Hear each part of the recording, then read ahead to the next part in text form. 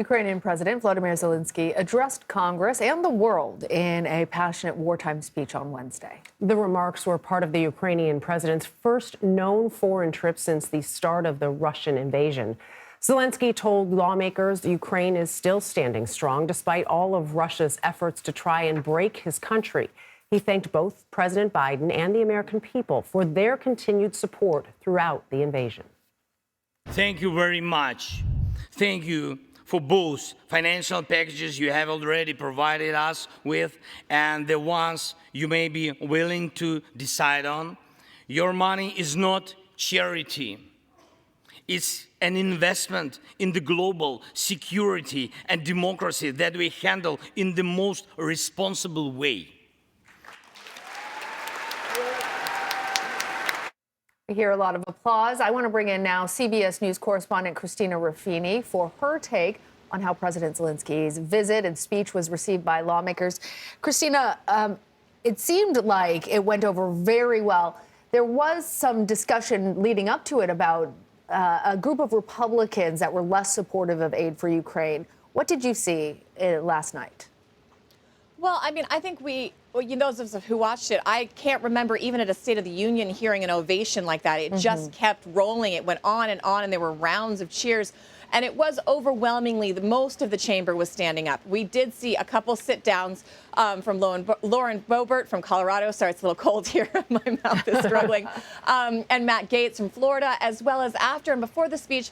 You know, there is a faction of Republicans that is starting to question whether or not we're going to continue this, whether or not the U.S. is going to continue this open-ended funding for this war in Ukraine. And of course, that is a valid question. But there used to be only, two bipartisan issues in Washington, as Margaret Brennan likes to say, China and Ukraine. Ukraine maybe a little bit less so. And as the new Congress is coming in, as Democrats will lose control of the House, it was really critical for Zelenskyy to come here and look these lawmakers in the eye and tell them what their money is going towards. And what you heard in that soundbite was really his thesis statement, right? This is not charity. You are not doing this out of the goodness of your heart. You are doing this because it is investment in global security. Is it investment in your way of life, in my way of life, in democracy, and in the global order? So he was making the case that this is about America as much as it is about Ukraine. He also, of course, wanted to thank Americans, America's leaders, and he said ordinary people for their support. There was another interesting moment in the press conference. Usually when you do these bilats with foreign leaders, one side gets two and their side gets two. And the last question was from second to last question was from a Ukrainian journalist who started out his remarks by saying, first of all, President Biden, my family is still in Ukraine and they would not be alive without the U.S. assistance. So that was the kind of sentiment and emotion that was involved in this visit.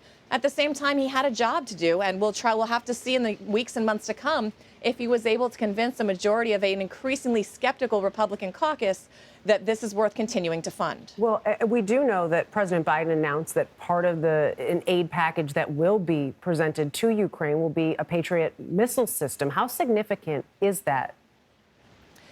It's a political win. Tactically, it's not a deal breaker. This is not going to push the war one way or another. It's one battery.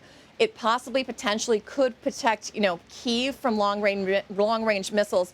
But it does mark a movement of the bar. This is something that early on in the conflict, the U.S. and President Biden specifically said, Ukraine has been asking for this, and the U.S. and some of its allies had said no because Russia would see it as an escalation. Now, for whatever reason, that calculation seems to have changed, and the U.S. is willing to give them one of these systems. President Zelenskyy said in his joint press conference here at the White House, he will ask for another.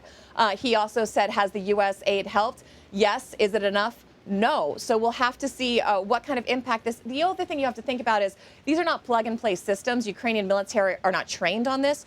So Ukrainian forces are going to have to leave Ukraine. They're going to have to go get training. That usually takes 10 months. Pentagon is saying it could be expedited to maybe 2 or 3 months. So it's going to be a while before even this one system is operational. And we'll have to see what kind of impact that has.